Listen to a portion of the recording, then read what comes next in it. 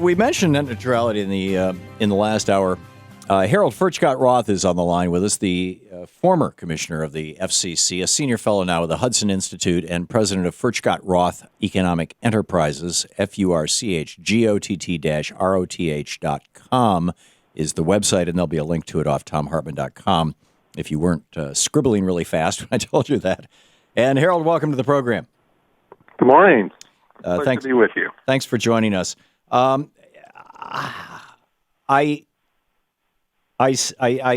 don't understand why anybody would be opposed to designating the Internet under Title II of the Telecommunications Act as a public utility. Why would anybody want Comcast to have the right to monitor every little bit of activity that I am doing on the Internet or you are doing on the Internet and then bill us based on the sites that we go to? Why is that a good thing, other than that it makes more money for Comcast? Well, before one gets to the question of whether Title II is a good policy or not, is a threshold issue of whether it's legal or not.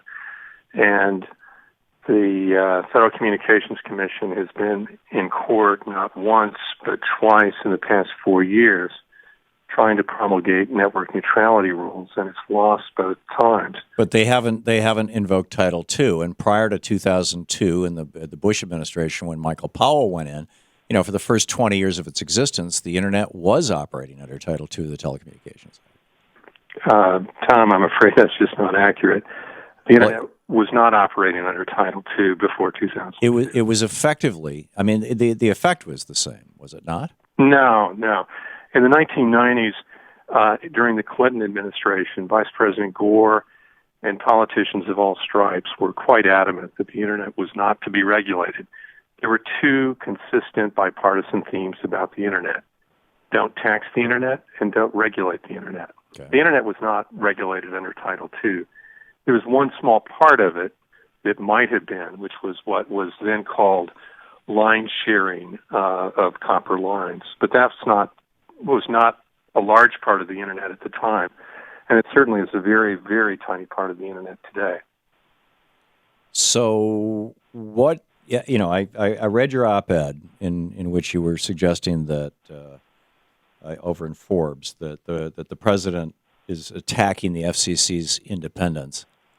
Other than it being an attack on Obama, I get that. You don't apparently like him, but I don't see what this has to do with keeping an Internet that is basically not being, that is a public utility, that's not being run for, people can make money on it, but it's not being run specifically for the benefit of Comcast and Verizon. It's being run for the benefit of we the people. It's part of our information commons. How do we do that? Well, the column you referenced was about President Obama's statement last Monday, in which he just cut the legs out from under his own chairman of the FCC. Frankly, also the other four commissioners. There's no precedent for the President of the United States going public and saying, this is what you all are going to do. Now, of course, there is this caveat. He sort of says, well, of course, you're independent. You can do whatever you want to do, but I'm telling you, this is what you're going to do. He didn't say that. He said this is what you should do, and that's his job. He's the head of the executive division of the three branches of government, and the FCC is part of that. He can't specifically tell them what to do, but he can certainly tell them what he thinks they should do. Isn't that his job? For the past 80 years, there have been many presidents of all parties. There have been members of Congress of all different parties. And they've treated independent agencies with a certain degree of neutrality, if you will, of not going public and sort of saying this is what you should do, if you will. And the independent agencies have react very negatively when they hear politicians publicly sort of telling them what. But what if he's right? And he could have done this in a much more conventional way, which is he could have submitted this in writing. He could have done this in the way that presidents have done for 80 years. There's no precedent for the President of the United States going public with a video in the way that President Obama did last week. And good Tom on him. Wheeler, the chairman of the FCC, is not a happy camper. No, I get that. The chairman of the FCC used to be the head lobbyist for the telecom industry. Of course he's not a happy camper.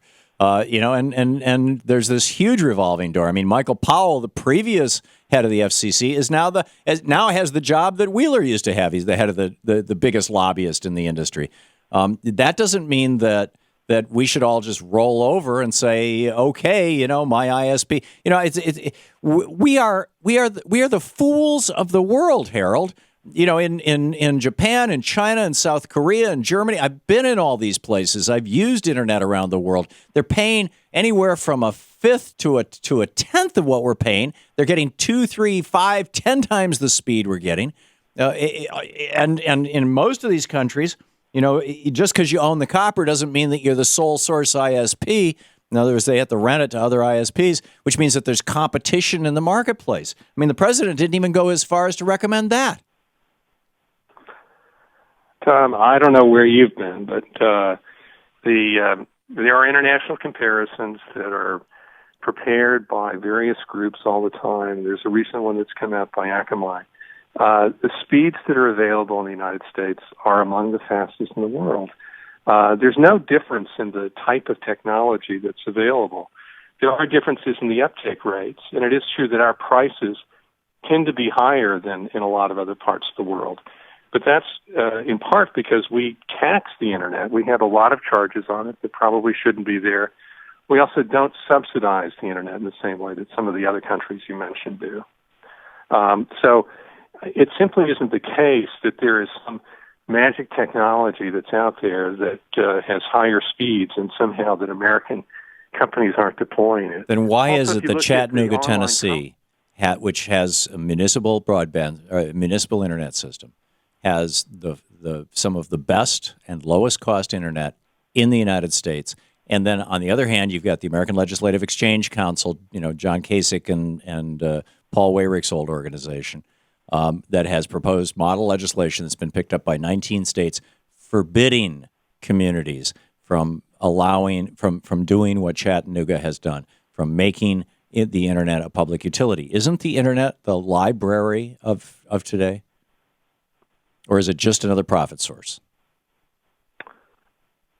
Well, first of all, the city of Chattanooga does have a wonderful system, but this is a taxpayer-subsidized system, right, if you will, in the sense that they don't pay taxes to the government in the same way that private companies would. And the issue with Chattanooga is not whether Chattanooga should offer a service or not. I haven't heard that. I think the issue is whether the federal government should preempt the state government of Tennessee and forbid Chattanooga from... No, there's 19 states where what Chattanooga has done is illegal. Oh, yes, and that's been the case for a very long time. And it's wrong. That's not new. Well, then that's an issue for the state legislators in those states to come to grips with. Every state is a little different, and they each have different views of what their municipality should or should not be doing.